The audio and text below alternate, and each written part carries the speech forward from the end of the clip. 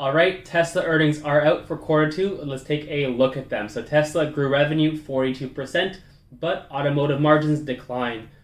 Zooming down or scrolling down, Tesla reported earnings after the bell, and the results sent the stock up about 2% after hours. EPS, earnings per share, at $2.27 versus the expected $1.81, so a nice beat on EPS. And revenue, $16.93 billion versus the expected $17.1 billion that was expected, so a miss by 0.08 or so billion dollars, which is I guess is $8 million. Automotive gross margins came in at 27.9%, down from 32.9% last quarter and 28.4% a year ago. Again, this is obviously impacted by inflation and more competition for battery cells and other components that go into electric vehicles. Again, inflation is no surprise to anyone these days. We've seen the cost of everything, especially commodities, during quarter two were absolutely wild. We saw natural gas, the metals, everything. I remember nickel actually, which is a big component of rechargeable batteries for EVs. The price of nickel, I think it's on the London exchange, went from like $20 a ton, something like that, to $100 a ton, like overnight. It was like a short squeeze in the commodity. And actually, so it wasn't $20, it was $20,000 per ton, and it climbed up, and you won't see it here, but like intraday it went up to like 100,000, then 80,000, and then, so it shows over here it went to 50, but you just see how extreme it was. I mean, if you were holding nickel and you sold it the day after, you would have made out like a bandit. But again, who would have thunk this would have happened? This kind of short squeeze was absolutely remarkable. And to see actually right before the squeeze, we were about 23,000, and we're currently now below that at 20,000. So just absolute craziness that we've been seeing in the markets this year. Back to Tesla. The company generated $344 million in automotive regulatory credits revenue in the second quarter. The company said in its shareholder deck, that's a $10 million or nearly 3% decline from the same period in 2021.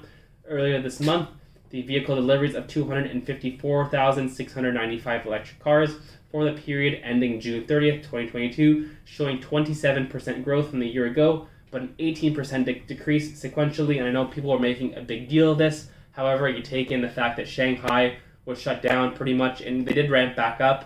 It is much better right now, but again, with the COVID situation, anything could happen. We also have Giga Berlin and Giga Texas, which are also going to be scaling up they just started up just a few months ago. So again, this looks bad right now, but once Tesla does start to really ramp up, it's going to look a lot better. This was a doomsday kind of quarter with all these different hurricane factors and inflation and the war and everything coming together. Made interest rates, has made everything so much more difficult than it had to be. So Russia's brutal invasion of Ukraine and COVID outbreaks in China exacerbated ongoing semiconductor and part shortages, just as I was saying, along with other supply chain snags.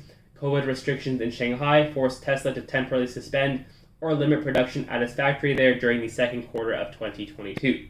CEO Elon Musk also lamented the high cost of starting up production at new factories in Austin, Texas, and Grünheide in Brandenburg, Germany. During an interview with Tesla owner Silicon Valley, a company-recognized fan club, Musk said the two new factories are gigantic money furnaces. They are burning a lot of cash, at least at the beginning, until they start to really ramp up, similar to Shanghai or in Fremont.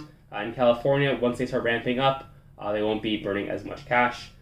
So the CEO also announced headcount cuts in June. Tesla's cryptocurrency holdings are also likely to decline in value substantially, depending on how the company has created them. Barclays analyst Brian Johnson said on Monday that he expects Tesla to record an impairment of up to roughly $460 million due to Bitcoin declines.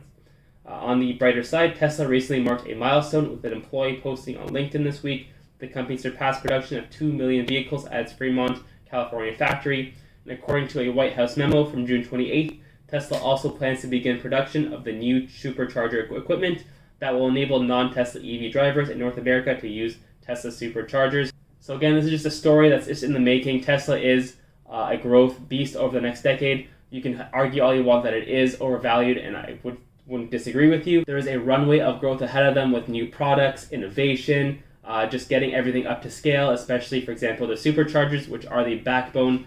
If you can't charge your Tesla, how are you going to go anywhere, right? So if you don't have a charger at home, you need these superchargers pretty much. And especially if you're going to let other companies use them as well, it's just more of a money maker. There's so much growth. So you could definitely make the argument that Tesla is overvalued, but all things considered, Amazon has been overvalued for the last 10 years, and it still kept growing despite it being overvalued the whole time. So, I mean, it's unpredictable. You don't know how stock price is going to act in the short to medium term, but if you have your convictions for the long term, and I definitely do when it comes to Tesla stock, that it's just a buy, it's a hold, and it's not that much more difficult than that.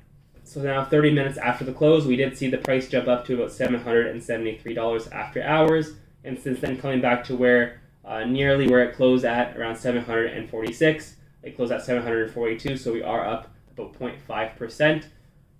All right, and taking a look at the technical analysis, my favorite part. So we're looking at the daily time frame, and as we can see, the post or the after hours, it's pretty much unchanged from where it closed.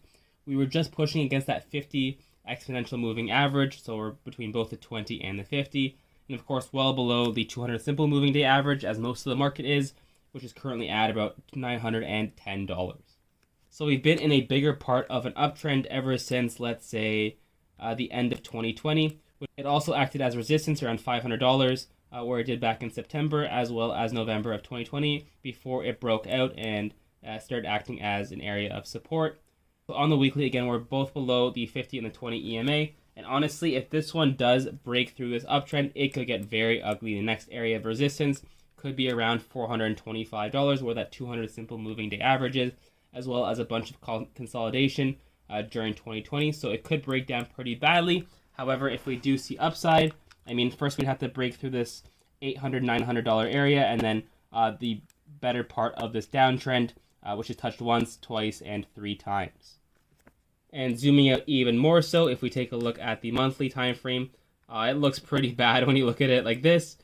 But again, let's see if it ends up breaking through the uptrend, and if it does, perhaps it could even go to about $500. Again, Tesla does trade in every $50 or $100 increments, so if we do break down from 650, the next area would be 600, 550, and then again, where the 50 exponential moving averages, around $515. So let me know, what are your thoughts on Tesla's Q2 earnings?